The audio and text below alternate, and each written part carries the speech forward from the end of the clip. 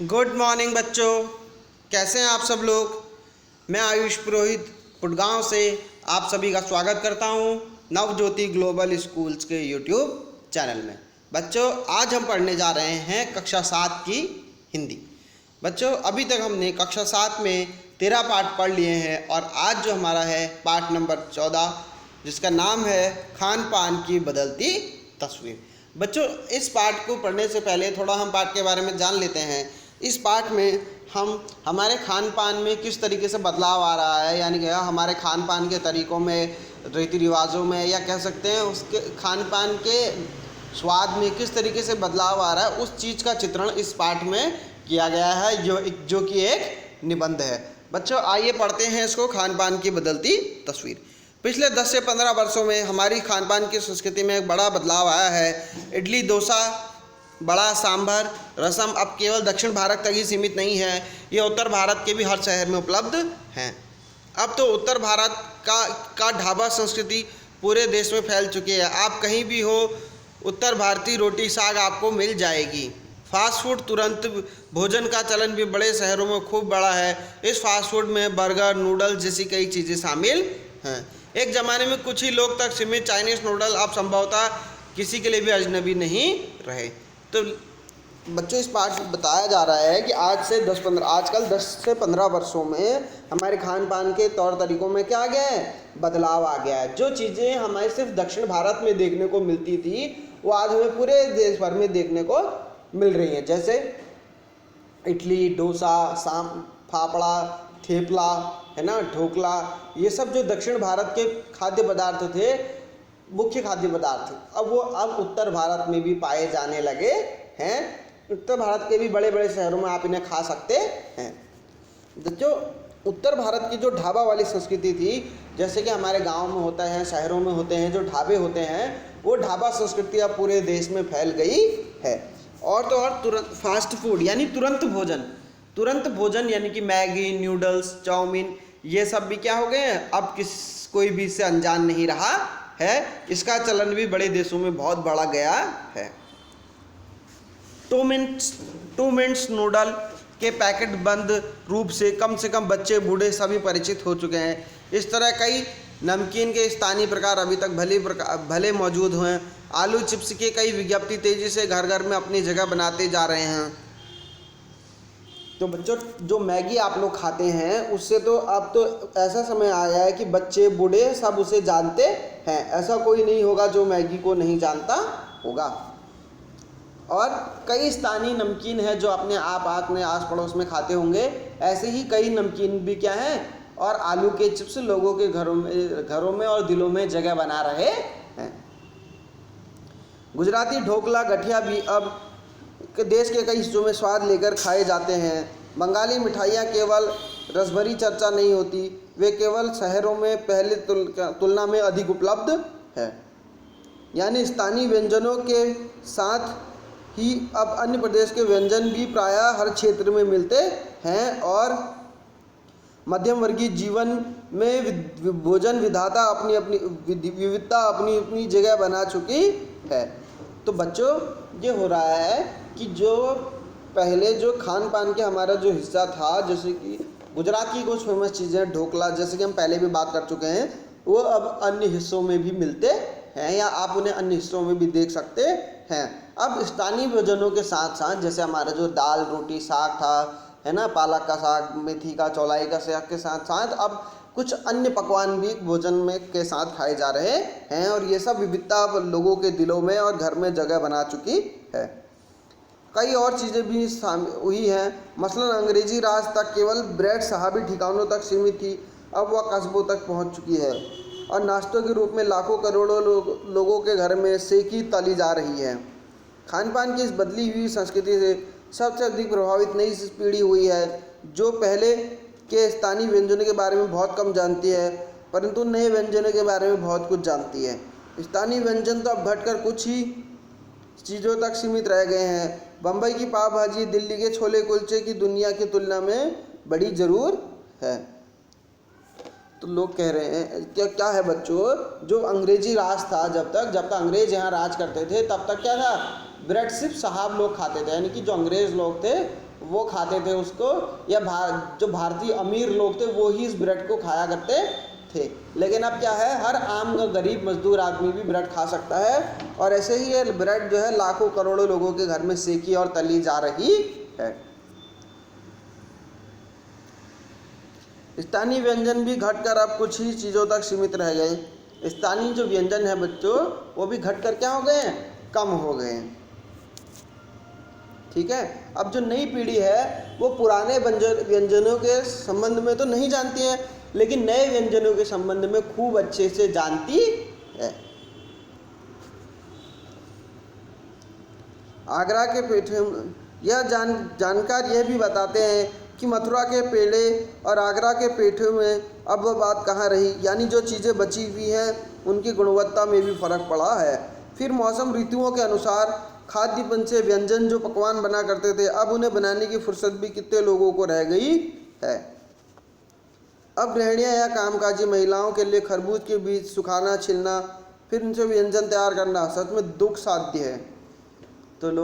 तो क्या है बच्चों, जो आगरा के पेड़े है ना, और क्या है, ये जो चीज़ें थी, जो हमारी स्थानीय चीज़ें थी या जो फेमस प्रसिद्ध चीज़ें थी, उनकी गुणवत्ता में भी क्या है, कमी आई है, यानी उनकी गुणवत्ता कम हुई है। क्यों?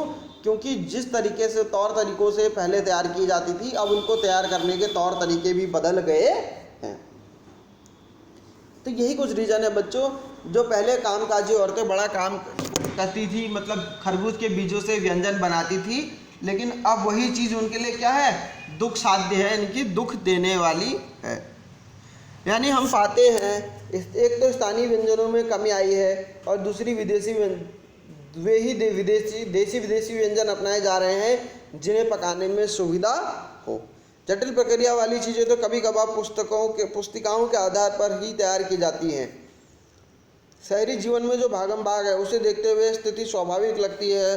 फिर कमरतोड़ महंगाई ने भी लोगों को कई चीज़ों से धीरे धीरे वंचित किया है। जिन व्यंजनों में बिना मेवे के स्वाद नहीं आता, उन्हें बनाने और पकाने के बारे में भला कोई 4 बार नहीं सोचेगा। तो बच्चों, ऐसा हुआ है कि जो देसी और विदेशी व्यंजन बनाने में बड़े सरल हों, उन्हें ही लोग फटाफट से बनाते हैं, क्योंकि उन्हें बनाने में सरलता होती है, और क्या होता है, समय की बचत होती है। और बताते हैं कि ये जो विदेशी व्यंजन इतने ज़्यादा अपनाए जा रहे हैं, उसका कारण एक ये भी है कि देसी या विदेशी, क्योंकि उन्हें क्या है, शहरी जीवन में काफ़ी भागम भाग है, यानी कि क्या है, लाइफ कैसी है, बहुत ज़्यादा रश वाली है, मतलब भागदौड़ वाली है। तो इसलिए आदमी को समय अपना कहीं ना कहीं बचाना या कम करना पड़ता है।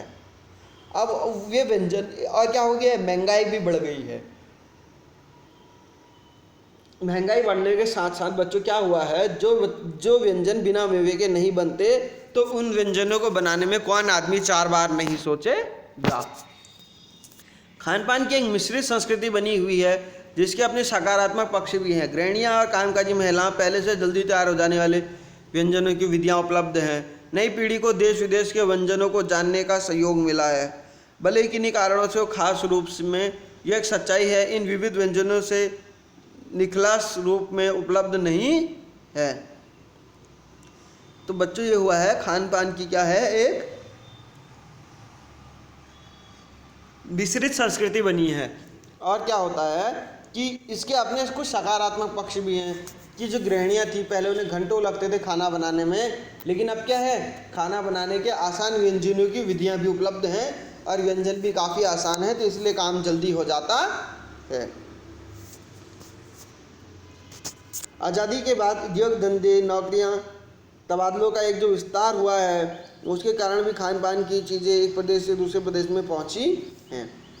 बच्चों, होता यह है कि जब आज़ादी के बाद जब किसी का नौकरी में तबादला होता है, तो जो कोई आदमी एक जगह से दूसरी जगह नहीं जाता, बल्कि वो ले जाता है अपने साथ अपनी संस्कृति, अपना खान पान, अपना रहन सहन, अपना पहनावा और अपनी बोलचाल की भाषा। तो इस तरीके से एक सभ्यता पूरी एक जगह से दूसरी जगह जाती है किसी आदमी के पलायन करने से, या एक जगह से दूसरी जगह स्थानांतरण करने से।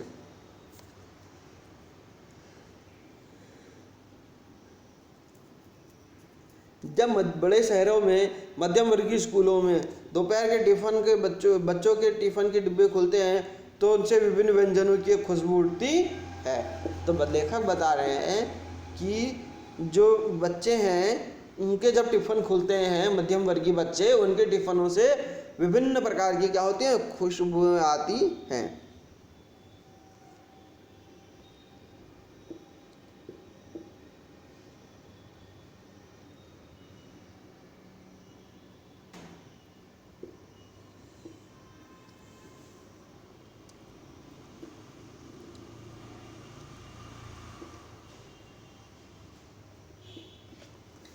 इसी खान पान को हम खान पान से भी एक दूसरे को जानते हैं। इस दृष्टि से देखें तो खान पान की हमें राष्ट्रीय एकता के लिए नया बीज भी मिल सकते हैं। बीज की भांति हम अंकुरित तभी होंगे जब हमें खान पान से जुड़ी हुई दूसरी चीज़ों की ओर ध्यान देंगे। मसलन हम उस बोली, बानी, भाषा, भूषा आदि को भी किसी न किसी रूप में ज़्यादा जानेंगे जो विशेष खान पान से जुड़ी हुई है। तो बच्चों वही बात वही आ रही है कि जो किसी व्यक्ति विशेष से या कहीं समुदाय से जो खान पान जुड़ा है, हम उसके बारे में ज़्यादा तभी जान पाएंगे जब हम उसके खान पान के साथ साथ उसकी भाषा को और उसके नएपन को भी सीखने का प्रयास करेंगे। इसी के साथ ध्यान देने वाली बात यह है, स्थानीय व्यंजनों का पुनरुद्धार भी जरूरी है। अब जिन्हें अनैतिक करके पुकारने का बड़ा चलन चला है, ऐसे स्थानीय व्यंजनों को केवल 5 सितारा के होटलों के प्रचारार्थ के लिए नहीं छोड़ देना चाहिए।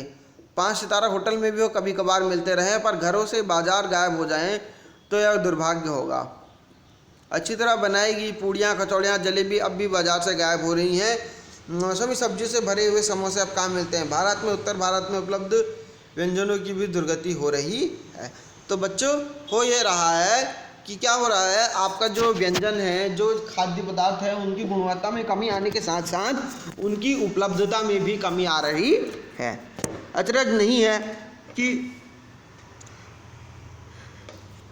उत्तर भारत की जो चीज़ें गली मोहल्ले में आम हुआ करती थी, अब उन्हें खास दुकानों में तलाशा जाता है। यह एक कड़वा सच भी है कि व्यंजनों की तथकथित आधुनिकता के चलते छोड़ दिया और पश्चिमी नकल में ऐसी चीज़ें अपना ली जो स्वाद में और स्वास्थ्य में और सरसता के मामले में हमारे अनुकूल नहीं हैं। तो बच्चों, लेखक कह रहे हैं कि हमने पश्चिमी संस्कृति को देखते हुए ऐसी चीज़ें अपना तो ली जो हमें आसान लगी, लेकिन वे हमारे स्वास्थ्य के लिए और किन अन्य रूपों से हमारे लिए फ़ायदेमंद नहीं हैं।